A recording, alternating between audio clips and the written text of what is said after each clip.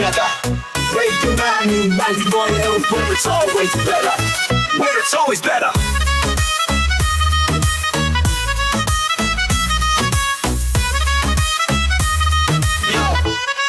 Yo, सुबह का सूरज या शाम का रंग, we bring you joy हर जुबान का धन. Community की बात हम हैं आपके साथ, let's spread the love, चलो मिल के साथ. Tune in, turn up, दिल से बात करो. Radio Manu 92 FM के साथ चलो. Every voice counts, हर लम्हा यहाँ. चलो बात करके देखते हैं, let's all shine on. Yo,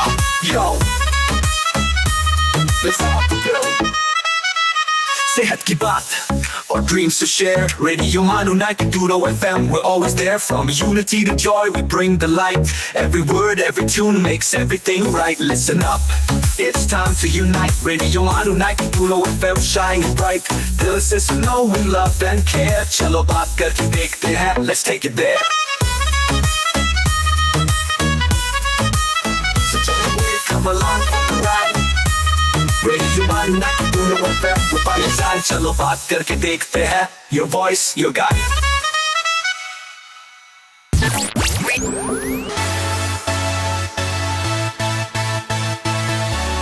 आप सुन रहे हैं रेडियो मानो 90.0 FM. चलो बात करके देखते हैं.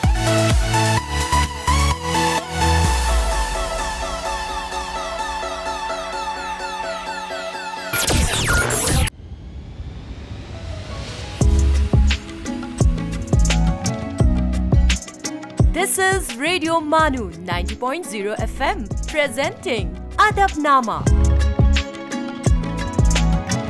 दोस्तों आदाब, मैं हूं आपका दोस्त और होस्ट डॉक्टर मोहम्मद इम्तियाज़ आलम. रेडियो मानो के इस खुसूसी और ख़ूबसूरत प्रोग्राम अदबनामा में आप तमाम लोगों का खैर मक़दम है.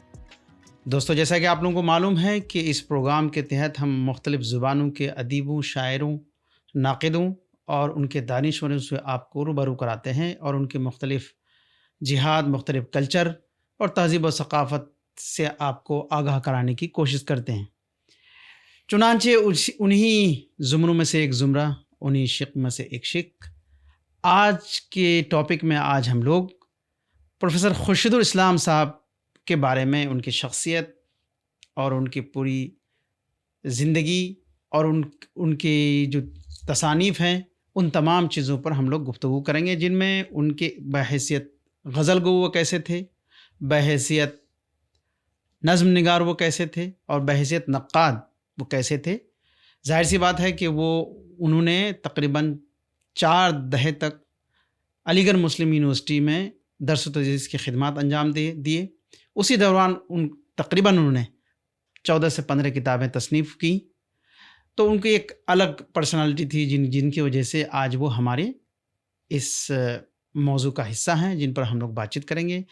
आज के खुर्शीदुल इस्लाम साहब की शख्सियत और उनके मुख्तलिफ़ पहलुओं पर गुफ्तगू करने के लिए हमने डॉक्टर ज़फ़र गुलजार साहब को अपने स्टूडियो में मदऊ किया है. ज़फ़र गुलजार साहब, आपका हमारे इस प्रोग्राम में खैर मक़दम है. बेहद शुक्रगुज़ार हूँ मैं इंस्ट्रक्शनल मीडिया सेंटर के डायरेक्टर का, मेरे दोस्त शकील भाई का और मेरे दोस्त होस्ट छोटे भाई मेरे डॉक्टर इम्तियाज़ आलम साहब का, और इनके साथ साथ मेरे एक और देरीना दोस्त हैं उबैदुल्लाह रेहान साहब. बिल्कुल बिल्कुल. मैं इन सभी का दिल की गहराइयों से शुक्रिया अदा करता हूं कि मुझे रेडियो मानू के लिए आप लोगों ने यहाँ याद किया. बेहद शुक्रगुजार. आपका शुक्रिया कि आपने अपने कीमती वक्त निकाल के हमारे स्टूडियो में तशरीफ़ लाइए. चलिए बातचीत करेंगे और उम्मीद करते हैं कि आपसे बातचीत बहुत ही दिलचस्प और मालूमाती रहेगी. लेकिन जैसा कि आप लोगों को मालूम है कि हमारे इस फॉर्मेट में हम मुख्तसरन डॉक्टर ज़फ़र गुलजार साहब का तारुफ़ आपके सामने पेश करना मुनासिब समझता हूँ. तो चलिए आपका तारुफ़ भी पेश कर ही देता हूँ ताकि लोग सुनने कहें कि सब लोग जान सकें कि हम लोग किन हस्ती को आप आज अपने स्टूडियो में मदऊ किया है. डॉक्टर ज़फ़र गुलजार साहब directorate of translation and publications, Maulana Azad national Urdu university में बहैसियत सेक्शन ऑफिसर तकरीबन 14-15 सालों से अपनी खिदमत अंजाम दे रहे हैं. लेकिन आपकी शनाख्त एक इंतज़ामी ओहदे की नहीं है, इंतज़ामी ऑफिसर की नहीं है, बल्कि आज वो हमारे प्रोग्राम में इसलिए बहैसियत रिसोर्स पर्सन हैं कि वो اردو سے شغف رکھتے ہیں، اردو میں لکھتے ہیں، پڑھتے ہیں اور بہت ساری مضامین لکھے ہیں جس کا تذکرہ میں کروں گا ابھی. لیکن جہاں تک آپ کے تعلیمی لیاقت کی بات ہے تو آپ نے 3 سبجیکٹ میں ماسٹرز کی ڈگری حاصل کی ہے. یہ تو کمال کر دیا ہے آپ نے. شکریہ بہت شکریہ. اردو میں بھی آپ نے ماسٹر کی ڈگری حاصل کی ہے، تاریخ میں بھی کی ہے اور انگلش میں بھی کی ہے، اور تو اور آپ نے وکالت میں بھی اپنی ذہن کی روانی وہاں پہ پھرائی ہے. ہاں، اگر میں یہاں یونیورسٹی میں میرا تقرر نہیں ہوتا تو شاید آج میں وکیل ہوتا. میرا registration U P bar council میں ہے. اچھا، تو آپ نے LLB بھی کی ہے. لیکن اس کے علاوہ آپ اردو زبان و ادب سے آپ نے چودھری چرن سنگھ یونیورسٹی سے ڈاکٹر آف فلاسفی کی ڈگری بھی حاصل کی ہے. لیکن ان سب چیزوں کے علاوہ آپ جو ہے بہت ساری صلاحیتوں کے مالک ہیں. آپ بہترین گرافک ڈیزائنر ہیں، کمپیوٹر کی مختلف اسکلس آپ کے پاس ہیں جو آپ جس میں ٹرانسلیشن اینڈ پبلیکیشنس وغیرہ کی بہت ساری چیزوں کے تکنیکی چیزوں سے آپ واقف رکھتے ہیں. تو اس کا مطلب ہے کہ آپ کو ملٹی فیسلیٹڈ پرسنالٹی ہے آپ کی. اس کے باوجود جو ہے آپ اردو میں شاعری بھی کرتے ہیں اور نثری شاعری. مجھے تو آج معلوم ہوا کہ آپ شاعر بھی ہیں، جہاں یہی وجہ ہے کہ آپ کو اردو سے عشق ہے اور آپ نے کئی کتابیں تصنیف کی ہیں. اس میں 1-2 کتاب تو منظر عام پر آ چکے ہیں، جن میں خورشید الاسلام ایک شاعر، ایک ناقد، جس پر آج ہم لوگ تذکرہ کریں گے، جن کی شخصیت پر بات چیت کریں گے. اور اس کے علاوہ آپ کی دوسری کتاب ہے فاروق بخشی، شخص اور عکس. اور اس کے علاوہ آپ کی کئی کتابیں منظر عام پر آنے والی ہیں جو جب آ جائیں گی تو پھر ان پر بھی ہم لوگ بات چیت کریں گے انشاءاللہ. اور اس کے علاوہ آپ متحرک اور فعال شخصیت کے مالک ہیں. کئی بہت سارے مختلف سیمیناروں اور کانفرنسوں میں مقالے بھی آپ نے پیش کیے ہیں. تو چلیے گفتگو کا سلسلہ شروع کرتے ہیں اور جو آج کا ٹاپک ہے خورشید الاسلام صاحب کی شخصیت کو جانیں گے. تو سب سے پہلے ان کی مختصر بایوگرافی کے سلسلے میں ڈسکس کر لیتے ہیں کہ خورشید الاسلام صاحب کون تھے اور کیا کرتے تھے. خورشید الاسلام صاحب ریاست رامپور میں سن 1919 میں 21 جولائی 1919 کو پیدا ہوئے تھے، اور ان کے والد اختر جمیل صاحب تھے جو گورنمنٹ جاب میں تھے. لیکن 10 سال کی عمر میں ہی ان کا انتقال ہو گیا. اس کے بعد میں خورشید الاسلام کی تربیت جو ہے وہ ان کے نانا مرحوم نے کی، جس کے اثرات ان کی زندگی پر رہے. لیکن بعد میں پھر آگے جا کر کے پھر نانا کا سایہ بھی سر سے اٹھ گیا، اور 1938 میں پھر ان کو ان کی والدہ نے آگے پڑھنے کے لیے علی گڑھ بھیج دیا. علی گڑھ میں انہوں نے 1945 میں MA کیا. اور یہ ایک اچھی بات ان کے ساتھ میں یہ رہی کہ ان کو فوراً ہی ڈپارٹمنٹ آف اردو میں تقرر مل گیا بحیثیت لیکچرر. اچھا، یہ ان کا سفر شروع ہوتا ہے جو نسلوں کی آبیاری انہوں نے شروع کی 1945 میں، اور ہوتے ہوتے یہ سلسلہ بہت دراز ہے. مگر ان کی تعلیمی سفر جو تھا ان کا وہ 1953 میں مکمل ہوا جب انہوں نے PhD کر لی. اچھا، وہ انہوں نے PhD علی گڑھ مسلم سے ہی کی تھی. اور اس کے بعد میں پھر وہ جاب چھوڑ کر کے یا 3 سال کا گیپ لے کر کے پھر وہ انگلینڈ چلے گئے، جہاں وہ کئی سارے الگ الگ مختلف پروجیکٹ کے اوپر کام کرتے رہے. لیکن پھر جلدی ہی وہ 3 سال بعد واپس آ گئے اور انہوں نے جاب کو اپنی کنٹینیو کیا.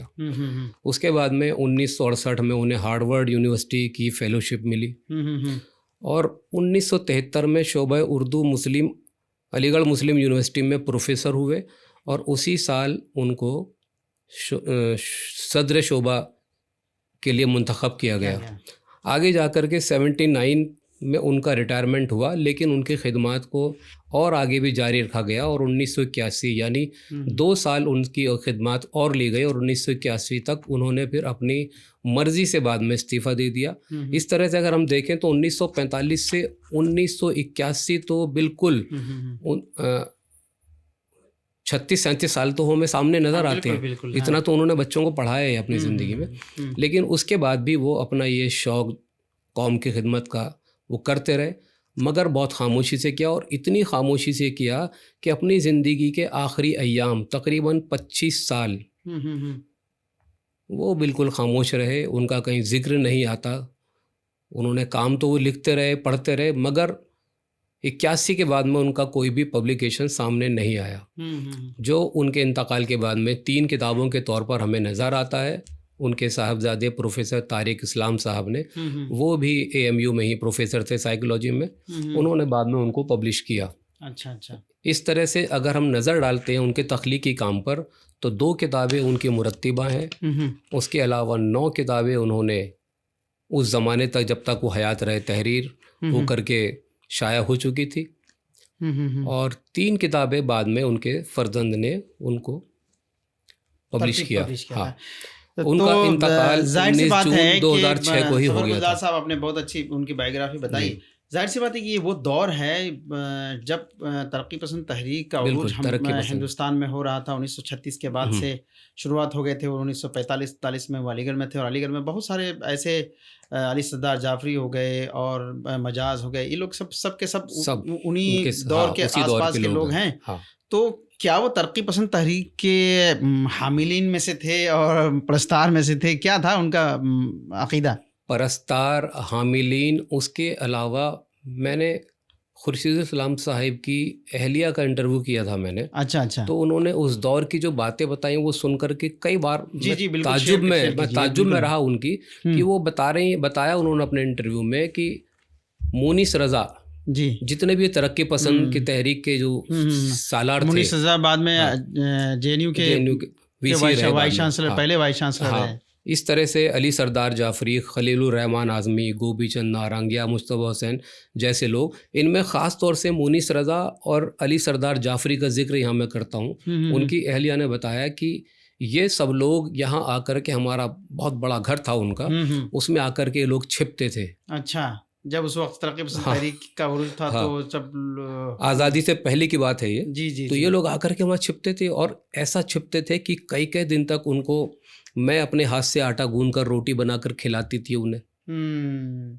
تو یہ اچھا, وہ حاملین تھے, ان کے ساتھی تھے, تبھی تو یہ سارے کام کر رہے تھے.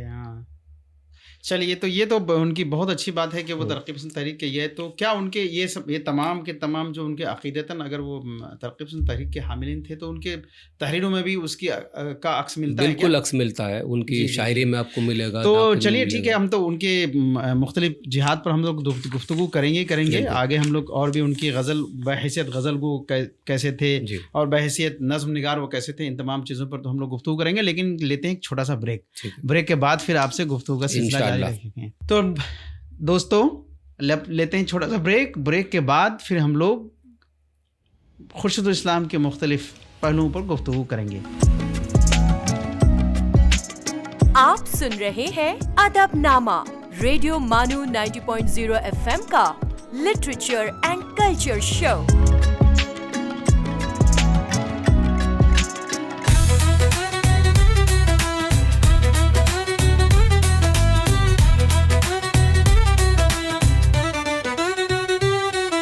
This is Radio Manu, a community radio station. So join the wave, come along for the ride. Radio Manu 90.0 FM, we're by your side. Chalo baat karke dekhte hain. Your voice, your guide.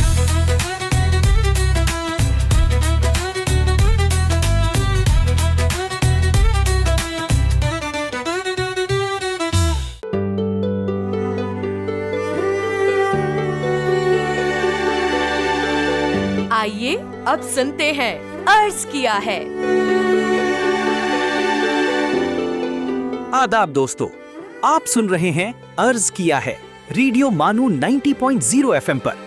آئیے آج ملاقات کرتے ہیں مشہور اردو شاعر شہریار صاحب سے. شہریار صاحب کا اصل نام اخلاق محمد خان تھا. ان کا جنم 1936 میں اتر پردیش کے بریلی ضلع کے آولا قصبے میں ہوا. وہ اردو ادب کے ان نمایاں شعراء میں شمار کیے جاتے ہیں جنہوں نے جدید غزل کو ایک نیا لہجہ اور نئی فکر عطا کی. علی گڑھ مسلم یونیورسٹی سے ان کا گہرا تعلق رہا اور انہوں نے تعلیم اور ادب دونوں میدانوں میں قابل قدر خدمات انجام دی. شہریار صاحب کی شاعری میں تنہائی، خواب، انسانی جذبات اور زندگی کی ناپائیداری کا گہرا احساس ملتا ہے. ان کا انداز بیان نہایت نفیس، پرفکر اور دل نشین تھا. انہیں اردو ادب کے سب سے بڑے اعزاز جان پیٹھ ایوارڈ سے بھی نوازا گیا. आइए उनके चंद मशहूर अशार सुनते हैं। सीने में जलन, आंखों में तूफान सा क्यों है, इस शहर में हर शख्स परेशान सा क्यों है। और एक और दिल को छू लेने वाला शेर, जिंदगी जब भी तेरी बज़्म में लाती है हमें, ये जमीन चांद से बेहतर नजर आती है हमें। फिल्म उमराव जान के लिए लिखा गया उनका ये कलाम भी बहुत मकबूल हुआ। दिल चीज क्या है आप मेरी जान लीजिए, बस एक बार मेरा कहा मान लीजिए। शहरयार साहब ने अपनी शायरी के जरिए इंसानी एहसासात को बड़ी खूबसूरती और सादगी के साथ पेश किया। उनका कलाम आज भी उर्दू अदब के शायकीन के दिलों में जिंदा है। इसी के साथ दीजिए इजाजत, फिर मुलाकात होगी एक और अजीम अदबी शख्सियत के साथ। आप सुन रहे थे अर्ज किया है, सिर्फ रेडियो मानू 90.0 FM पर। खुदा हाफिज। You were listening to अर्ज किया है।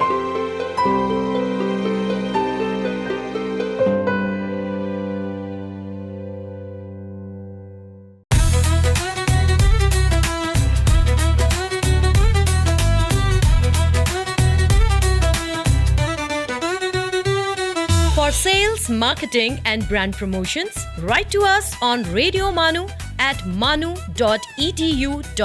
So join the wave, come along for the ride. Radio Manu 90.0 FM, we're by your side. चलो बात करके देखते हैं. Your voice, your guide.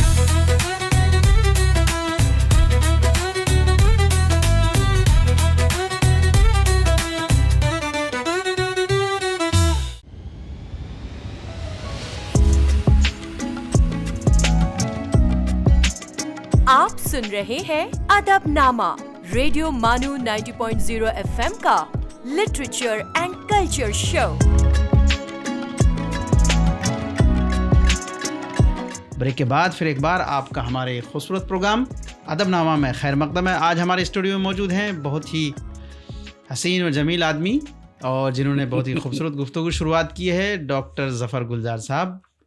वो उनकी बहुत सारी खूबियाँ हैं, उनमें खूबी ये भी है कि खुशगो हैं, खुश कलाम हैं और खुश लिबास हैं, और अच्छे खाने उन्हें भी बहुत पकाते हैं, खिलाते उलाते भी हैं। तो चलिए गुफ्तगू के दूसरे पहलू पर हम लोग चलते हैं। तो बहैसियत गज़ल गो खुर्शीदुल इस्लाम साहब, बहैसियत गज़ल गो उनका मकाम कितना बुलंद है। ज़ाहिर सी बात है कि उन्होंने उनका 3 मजमूआ कलाम जैसे रगे जाँ, शाख निहाल गम और बनू के खारमी रक़सम, ये 3 किताबें उनके मंज़र आम पर आई हैं। तो ये 3 जो शेरी मजमुआ है, ये ऐसे तो नहीं आया होगा। उनमें उन्होंने बहैसियत कादर कलाम शायर तो होंगे, तो उनके सिलसिले में बताइए। देखिए, जो इस दौर में खुर्शीदुल इस्लाम अपना कलाम लिख रहे हैं, 11 साल की उम्र से वो लिख रहे हैं। 11 साल का मतलब 1919 में उनकी पैदाइश है और 1930 से वो लिख रहे हैं। लिखते लिखते वो आगे पहुँचे और 63 में उनका पहला मजमुआ आया, तकरीबन 32-34 साल की एज में। अच्छा, हाँ, पहला मजमुआ 34 साल की उम्र में आ चुका था। हाँ, अब उनकी अगर हम शायरी की बात करते हैं तो जिस दौर में ज़्यादातर शायर जो हैं वो हुस्न जमाल की बात कर रहे थे, तो उन्होंने अपनी शायरी में बिल्कुल अलग तरह की चीज़ें रखी। उनके यहाँ हिजर विसाल, हुस्न मोहब्बत, कसम वादा, बेचैनी, अज़तराबी जैसे मज़ामीन में ख़यालात उनकी शायरी की आरियाना सिफत है। यानी जो दौर चल रहा था उस दौर से, चूँकि वो तरक्की पसंद के हामी थे, इसीलिए उनकी शायरी भी उस रिवाज के हमें सामने हमारे रखती है कि वो किस तरह की शायरी कर रहे थे। खुर्शीदुल इस्लाम ना महबूब को बनाना चाहते हैं और ना उसकी जुल्फ़ व काकुल से आँख मिचोली करते हैं। बाई हमा खुर्शीदुल इस्लाम की शायरी में गुज़िश्ता मज़ामीन और ख़यालात का फ़ुक़दान होने के बाइस भी उनकी गज़ल या शायरी क़ारी के दिल को मुतासिर, दिमाग व ज़हन को इनबिसाती कैफ़ियत का एहसास कराती है। तोतियों, अंदलीबों और कुमरियों की लहन दाऊदी के ना होने के बावजूद भी उनके कलाम में सुरीली और मधुर आवाज़ का एहसास जगह जगह होता है, जिससे कारी को हिज़ और मुसर्रत होती है। यहाँ उनकी शायरी पर बात करने से पहले मैं उनका 2-3 शायरों का जिक्र करूँगा जिनके असरात उन्होंने भी लिए। अच्छा। मिसाल के तौर पर खुर्शीदुल इस्लाम का एक शेर है, सवाल शोलाए नो के ज़बां से है क्या कहिए, कहाँ से आए हैं हम लोग और कहाँ से नहीं। ये खुर्शीदुल इस्लाम का शेर है। जी जी। अब इकबाल का शेर देखिए, कोई अब तक न ये समझा कि इंसान कहाँ जाता है आता है कहाँ से। अगर ज़मीन को देखें तकरीबन एक जैसी नज़र आ रही है। तो उन्होंने गालिब इकबाल से जो है उन्होंने उनको रब्त रहा, शगफ रहा उनका। हाँ, और देखिए खुर्शीदुल इस्लाम कहते हैं अदब है शर्त अव्वल, पर मोहब्बत में ये लाजिम है कि हो दिल में अगर गुस्सा तो चेहरे पर गुबार आ जाए। अच्छा। अब यहाँ इकबाल का शेर देखिए, खामोश ए दिल भरी महफिल में चिल्लाना नहीं अच्छा, अदब का पहला करीना है मोहब्बत के करीनों में। अदब पहला करीना है मोहब्बत के करीनों में। जी जी। तो असरात हैं, लेकिन फिर भी उनकी ज़मीन जो अपना उनका अलग तरह की उनकी शायरी रही है। जी। हाँ, अब और देखिए जज्बी उस दौर में उनके हमअसर शायर थे। खुर्शीदुल इस्लाम कहते हैं जिसको कहते हैं मोहब्बत हो गई अब रस्म गैर, जिसको कहते हैं मुरव्वत बेशुकम जाती रही। अब जज्बी मोइन एहसन जज्बी कहते हैं जिसको कहते हैं मोहब्बत, जिसको कहते हैं खुलूस, झोंपड़ों में हो तो पुख्ता मकानों में नहीं, झोंपड़ों में हो तो पुख्ता मकानों में नहीं। तो ये मोइन हसन जज्बी का शेर है। तो दोनों में तकरीबन बात एक जैसी है, लेकिन खुर्शीदुल इस्लाम की कहानी अपनी अलग है। जी जी। अब उनकी शायरी पर ही आगे बढ़ते हुए उनकी गज़ल या शायरी पर मैं आपके सामने बात कर रहा हूँ। हाँ, कुछ अशार मैं उनके सामने यहाँ रखता हूँ मैं। जी जी। शोर सीनों में उठ उठ के देते रहे, दिल जिगर दौरे गर्दों में खपते रहे, हाथ कितने थे जो कलम हो गए, सांस क्या क्या थे जो बेसदा हो गए, अपनी तन्हा रवि अपना सोजो दरूं, हम भी दुनिया में एक माजरा हो गए, इस शोर में क्या कोई सुनेगा मेरी आवाज़, जिस शोर में मातम की सदा डूब चली। तो हम जितने भी उनके अशार देखेंगे, जो भी उनकी गज़ल देखेंगे, वो सब हमें तरक्की पसंद तहरीक के हवाले से ही नज़र आएगी। वो अपने महबूब की बातें जिस तरह से और शोरा कर रहे थे उस तरह से नहीं कर रहे हैं। हाँ। वो महबूब, उनका महबूब जो है वो हालात थे। हाँ। हालात थे, ज़माने थे। हाँ। और भी गम है ज़माने मोहब्बत के सिवा, राहतें और भी है वस्ल के राहत के सिवा, उस तरह के के अशार थे उनके। तो उनके फ़िक्री रुझान के तो जाहिर सी बात है कि तरक्की पसंद तहरीक थे। तो और किन फ़िक्री रुझानों को उन्होंने अपनी शायरी में पेश किया है? उनका अंदाज़ देखिए, जो उनका अंदाज़ था, इश्क का ताल्लुक़ लगाव और उनसियत से है, मोहब्बत से है। इश्क की नौइयत भी मुख्तलिफ है, किससे कब इश्क हो जाए कुछ मालूम नहीं। ये इश्क अजीब शय है, इश्क बाजी का खेल, ये खेल आसान नहीं है। वो होते होते फिर आगे बढ़ते हैं और फिर अपने ही एक गज़ल में बोलते हैं, मेरे हवास भी दिल की तरह मचलते हैं, खामोशियों में अजब एहतमाम होते हैं। वाह वाह, क्या बात है। जमजम पिएं, शराब पिएं, जहरे गम पिएं, हर नफ्स का रक़्स से जमा देखते चलें। बिल्कुल अलग आपको नज़र आएंगे हर बात उनकी, हर एक शेर से मालूम होगा कि वो बिल्कुल अलग तरह की बात करते थे। तो ये जो अशार हैं, ये क्या रगे जाना पहला मजमुआ है? हाँ, उसी का पार्ट है। पार्टी का पार्ट है। तो रगे जाना उनका पहला मजमुआ था जो मंजर आम पर आया, जब उनकी उम्र तकरीबन 29 साल वगैरह 34 साल थी तकरीबन। और एक शेर देखिए उनका जी, शौख ने कैफे शौक में बुत के लबों को छू दिया, शौख ने कैफे शौक में बुत के लबों को छू दिया जी, लर्जिश रंग आ गई लौबते हम कनार में। अजीब तरह का शेर है बिल्कुल। और शेर देखिए, खून से मेरा तेरे दामन अगर तर है तो क्या, तेरे चेहरे पर अभी तक सादगी का रंग है। तो और भी जो उनके दूसरे फिक्री पहलू हैं, उन फिक्री पहलुओं को अगर अशार उनके फिक्री पहलू में एक और चीज़ हमें नज़र आती है, वो तसव्वुफ़ की तरफ भी बहुत सारी बातें करते नज़र आते हैं। गज़लों में तसव्वुफ़ की बात कर रहे हैं वो। ये बताएं। देखिए एक शेर उनका देखिए, हज़ार शुक्र है इश्क़ हज़ार शेवा का, तपा तपा के लहू में निखारता है हमें। अब इसको अगर हम थोड़ा सा समझ लें, इसको ज़बान के शुक्र से ये मुराद है जो कुछ भी खैर और शर जो ईमान मुफस्सिल का जुज़ू है, तकदीर में पेश आए नीज़ तंग दस्ती मुफलिसी और मुसीबत में भी हरफ शिकायत खुदा ताला के तई ज़बां पर ना आए। अगर कोई पुरसान हाल हो तो उसके सामने भी शिकायत के कलमात ना अदा हों और सब्र करे, वही ज़ात दुखों को दफ़ा करने वाली है। और इन सब बातों का ताल्लुक़ अक़ायद से है जो शरीयत का जुज़ू है। खुर्शीदुल इस्लाम खैर व शर के इस यकीन मुहक्कम को यूँ बयान करते हैं, बिगाड़ता है हमें या संवारता है हमें, किसी का गम हो वो बढ़कर पुकारता है हमें, तसव्वुफ की तरफ ले जा रहा है। ये जो है ये थोड़ी उनकी पर्सनालिटी तो बिल्कुल अलग ही है। एक तरफ वो तरक्की पसंद तहरीक के हामिलीन में से उस तरह के अशार भी पेश कर रहे हैं, लेकिन जब ये अशार उनको देखिए तो लगता है कि पुख्ता एकदम पुख्ता तसव्वुफ है, तसव्वुफ मिजाज की तरफ माइल। असल में ज़िंदगी के इतने सारे पड़ाव सबके सामने गुजरते हैं कि एक वक्त ऐसा उनकी ज़िंदगी में भी आया जिसमें वो उसकी तरफ रुजू होते हैं और तसव्वुफ की तरफ जाते हैं। तो ये दौर है, हर तरह के दौर ज़िंदगी में आते हैं, ये दौर उनकी ज़िंदगी में भी आया। वो शेर जो सुनाना चाह रहे थे आप सुनाइए, उनका ये शेर जो तसव्वुफ की तरफ माइल है। तपा हुआ ऐसा कि दिल पाक है नज़र मासूम, नखारे दश्त में है नखारे दिल में है।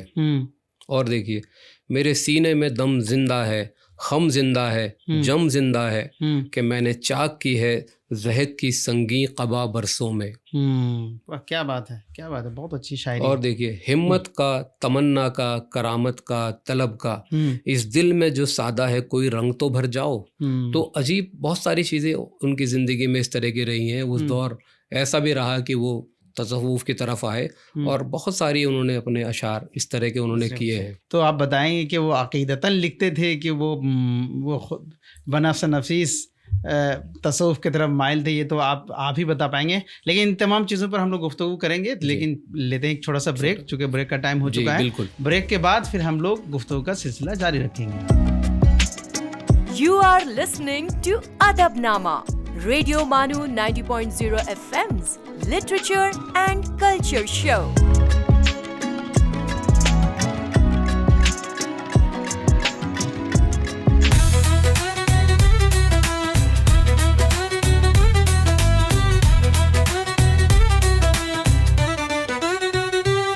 आप सुन रहे हैं रेडियो मानू, एक community radio station. So join the wave, come along for the ride. Radio Manu 90.0 FM, we're by your side. चलो बात करके देखते हैं. Your voice, your guide.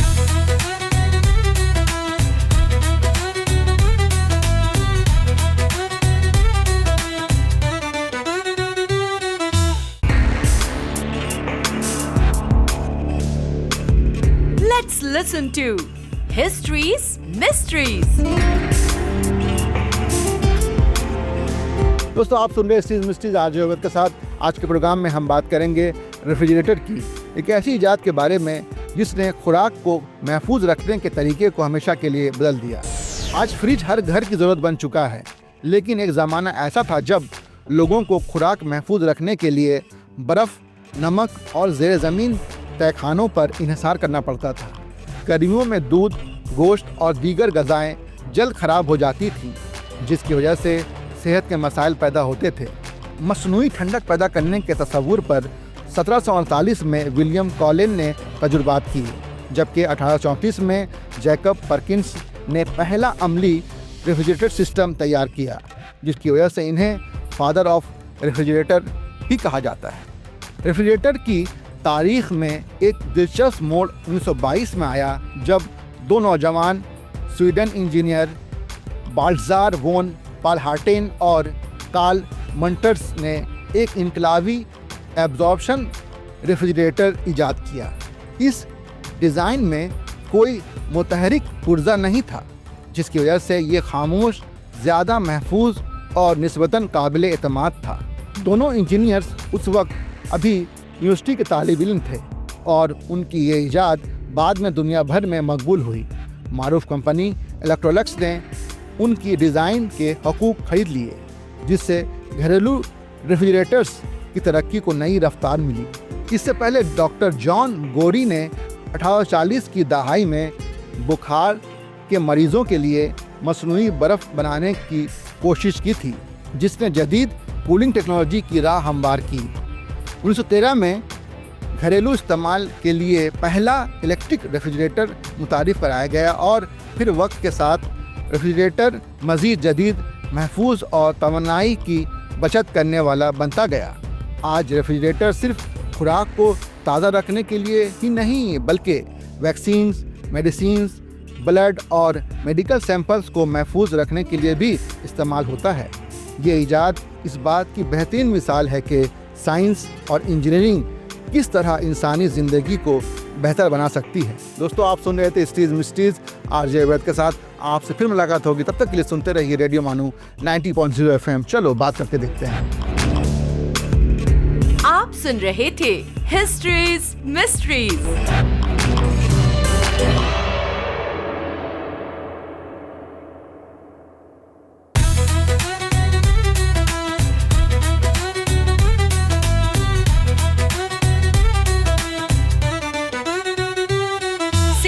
Marketing اور برانڈ پروموشنز کے لیے ہم سے رابطہ کریں radiomanu@manu.edu.in per. So join the wave, come along for the ride. Radio Manu 90.0 FM, we're by your side. چلو بات کر کے دیکھتے ہیں۔ Your voice, your guide.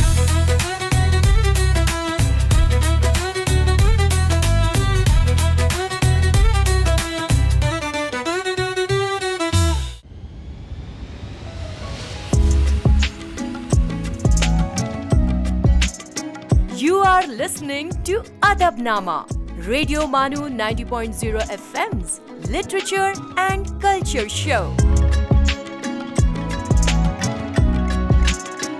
Break کے بعد پھر ایک بار آپ کا ہمارے اس خوبصورت پروگرام ادب نامہ میں خیر مقدم ہے۔ آج ہمارے ساتھ موجود ہیں ڈاکٹر ظفر گلزار صاحب، جو خورشید الاسلام صاحب کی شخصیت اور ان کی غزل گوئی پر روشنی ڈال رہے ہیں اور ان کے اشعار کے حوالے سے چیزیں ہم کو اور آپ کو بتا رہے ہیں۔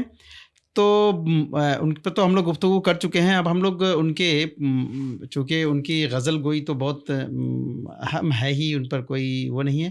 ان کا دوسرا جو اور بھی مجموعہ تھا، شعری مجموعہ شاخ نہال غم، یہ شاخ نہال غم سے ہی میں آپ کو تصوف کی جو بات بتا رہا ہوں پر تھوڑی بہت گفتگو ہو جائے، اور اس کے بعد دوسرے، اور پھر اس کے بعد ہم لوگ جو ہے اپنے گفتگو کا دائرہ بڑھاتے رہیں گے اور نظم نگار کی حیثیت سے پھر گفتگو کریں گے۔ جی، تصوف والا جو چیپٹر میں آپ کے سامنے یہاں بتا رہا ہوں، یہ دور ان کا شاخ نہال غم کا ہی پارٹ ہے وہ۔ جی جی ہاں، اب ان کا ایک شعر اور دیکھیے ذرا۔ جی جی ارشاد ہو۔ مجھ کو بھی اور میرے خدا کو بھی سچ یہ ہے، سجدہ ہو یا رکوع ندامت عزیز ہے۔ اب اس میں تو پوری طرح ہمارے سامنے یہ آیا ہو رہا ہے کہ تصوف کی بات کر رہے ہیں وہ۔ تڑپ کے ہوک لگائے تو بس زمین پھٹ جائے، نہ کوئی آس رہے اور نہ کوئی پاس رہے۔ بہت اچھا۔ بادشاہی سے فقیر کا ہے پالا پالا، بوریا چھوڑ کے کیا تخت سلیماں مانگوں۔ کیا بات ہے، بالکل یہ فقیری اور کثر نفسی کی مثال ہے اس میں تو۔ جی جی، اور کوئی دوسرا شعر جو ان کے ان خیالوں کو جی آگے بڑھاتا ہو؟ پھر تصوف کی اسی رمزیت اور عرفانیت کو اس طرح بھی بیان کرتے ہیں۔ افلاک سے آتا ہے نالوں کا جواب آخر، افلاک سے آتا ہے نالوں کا جواب آخر، کرتے ہیں خطاب آخر، اٹھتے ہیں حجاب آخر۔ یہ بہت بہت مطلب گہری بات یہاں بول رہے ہیں۔ اور ظاہر میں جو زیاں تھا وہ باطن میں سود تھا، ظاہر میں جو زیاں تھا وہ باطن میں سود تھا، پاتے رہے ہیں دل سے جو کھوتے رہے ہیں ہم۔ بالکل، بہت اچھی بات۔ تو ظفر صاحب، اب ہم لوگ جو ہے ان کے جو دوسرا تیسرا جو ان کا بنو کے خارمی رقصم، جی، ان سے اگر آپ کے پاس ان کے کچھ اشعار ہوں تو ان کے اشعار بھی میں بنو کے خارمی رقصم سے آپ کو ان کی ایک غزل یہاں میں آپ کے سامنے پڑھتا ہوں، پیش کرتا ہوں میں۔ جی جی، غزل سنائیے آپ۔ رات ایسا ہوا زمیں کا درد میرے دل میں سما گیا جیسے، ایک پرندہ کہیں سے اڑتا ہوا आशियाने में आ गया जैसे, चांद उतरा जमी पे आखिर शब, और लहू में नहा गया जैसे, एक गदा जिसके पास कुछ भी न था, सारी पूंजी गंवा गया जैसे, सजदा कर कर के नींद लेता रहा, चोट दिल की बचा गया जैसे, कैस दीवाना था मगर चालाक, सर को दिल में खपा गया जैसे, वाह वाह क्या बात है। उसका मुखड़ा था राग सागर का, जान और तन को जगा गया जैसे। ये बनो के खारमी रक़्सम ये उनके मजमूए में है कि ये गज़ल है। जी जी जी जी। चलिए उनकी गज़लों के हवाले से तो हम लोगों ने गुफ्तगू कर ली। ज़ाहिर सी बात है उनका तीन मजमुआ मंजर आम पर आया जिन पर हम लोगों ने बातचीत की। लेकिन अब चलिए बहैसियत नज़्म निगार खुर्शीद इस्लाम साहब की हैसियत कैसी थी और उनका मकाम और मर्तबा कैसा था।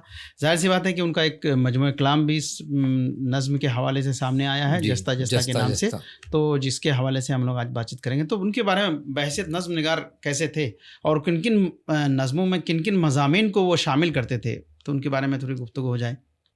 खुर्शीद इस्लाम को जितना मैंने पढ़ा है उससे तो मेरा अपना नज़रिया ये है कि वो नसरी नज़्म या नज़्म मुअर्रा या आज़ाद नज़्म के मूजिद हैं। अच्छा अच्छा जी। इतना कुछ उन्होंने अपनी नज़मों में कहा है, बहुत बारीक बातें उन्होंने की हैं। और यहाँ मुझे लगता है कि मेरी बात से आप इत्तफाक करेंगे कि वाकई उनकी नज़्म या शायरी जो है वो बहुत आला दर्जे की है। हाँ, उनकी गज़लों में हालांकि गज़लों के अशार थे, गज़लों के अशार एक अशार दूसरे अशार से के माना और मफ़हूम के लिहाज से अलग होता है। लेकिन उनकी जो गज़लिया शायरी थी उसमें भी एक तसलसल ख़याल उसमें पाया गया और उसमें सारी चीज़ें वही आई कि एक शुरू से आखिर तक, हालांकि वो गज़लों के हवाले से कर रहे हैं।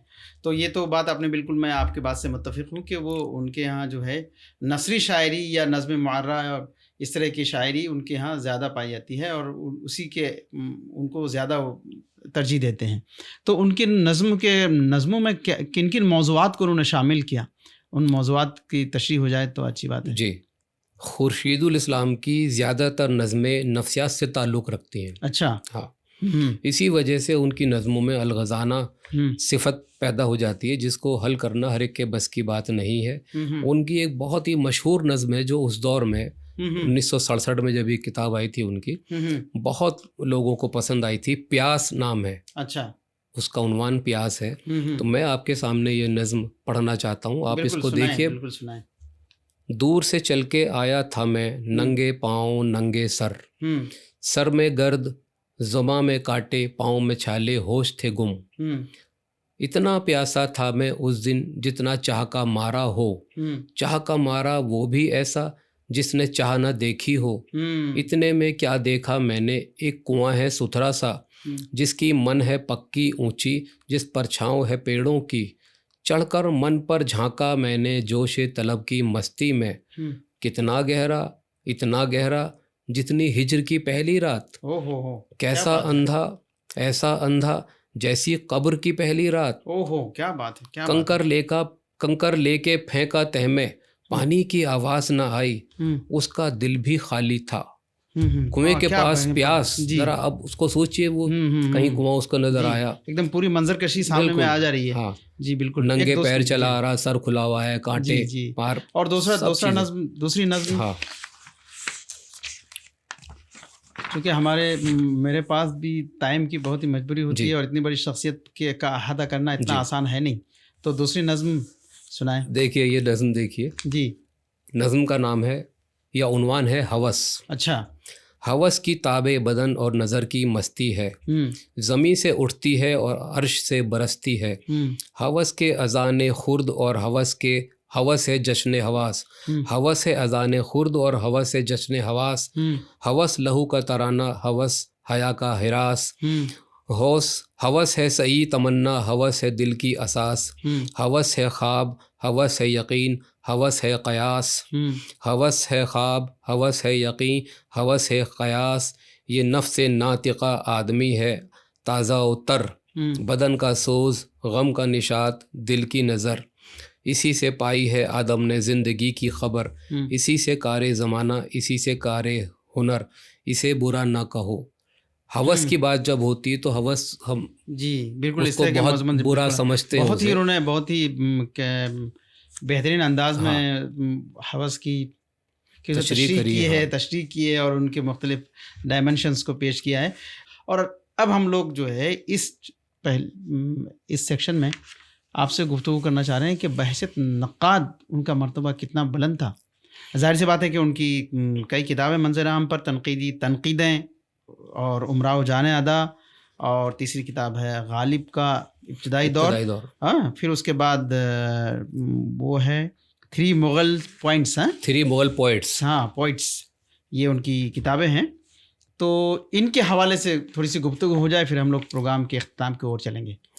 میں ان کے مقام کو بتانے کے لیے شاہری بردولوی صاحب کا ایک یہاں کوٹیشن آپ کے سامنے رکھتا ہوں، بالکل، جس سے کچھ اندازہ ہوگا. جی. خورشید الاسلام اردو تنقید میں بڑا پرفریب اسلوب لے کر آئے. پرفریب اس لیے کہ اس کو پڑھ کر ایک ساتھ کئی چیزوں کا احساس ہوتا ہے. کبھی ان کے مضامین پر صرف انشائیہ کا شبہ ہوتا ہے، کبھی تاثر کا پرتو گہرا ہو جاتا ہے، کبھی تشریحی انداز نمایاں ہو جاتا ہے، اور کبھی مادی، تاریخی اور سماجی حقیقتوں کے پیش نظر ایک منفرد اور خوبصورت انداز میں کسی شہ پارے کے اقدار کے تعین کی کوشش معلوم ہوتی ہے. ان کا اسلوب اردو تنقید میں منفرد ہے. یہ شاہری بردولوی صاحب کہہ رہے ہیں جدید اردو تنقید اصول نظریات 2002 کی کتاب میں ان کا بتا رہے ہیں ان کے بارے میں. تو بیسیکلی وہ کن جو تنقیدی اصولوں پر عمل پیرا تھے، وہ کن کن اصولوں کو ان کا جو اصول رہا ہے خاص طور پر وہ سائنٹیفک نظریہ کے وہ حامی تھے. ہاں، ان کی کوئی بھی ہم کتاب جب دیکھتے ہیں تو اس پر جو ان کے آرا ہے، تنقید ہے، وہ ہمیں نظر آئے گا کہ وہ سائنس کو سامنے رکھ کر کے بات کرتے، سائنٹیفک نظریہ سامنے آتا ہے. اچھا، بالکل. ہاں، چونکہ وہ ترقی پسند تحریک کے حامل تھے تو ان چیزوں کو تو سامنے رکھیں گے ہی.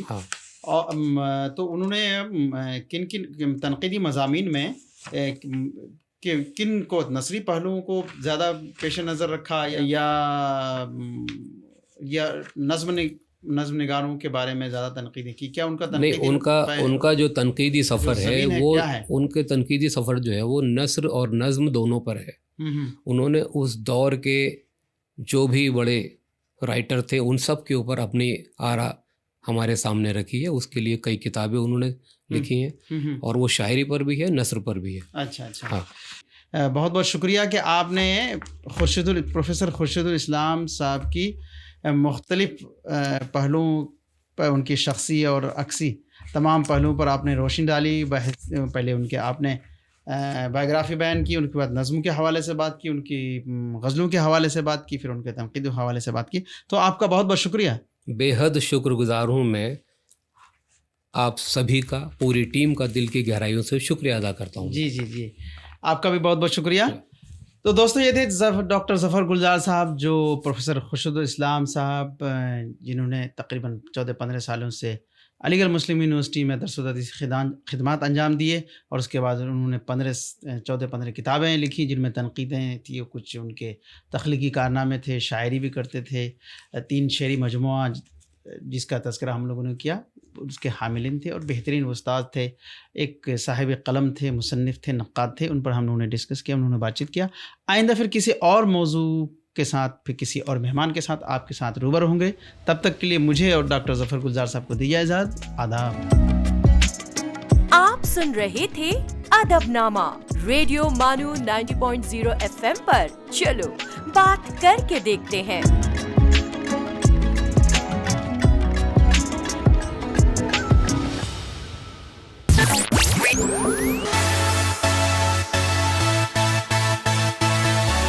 This is Radio Manu 90.0 FM.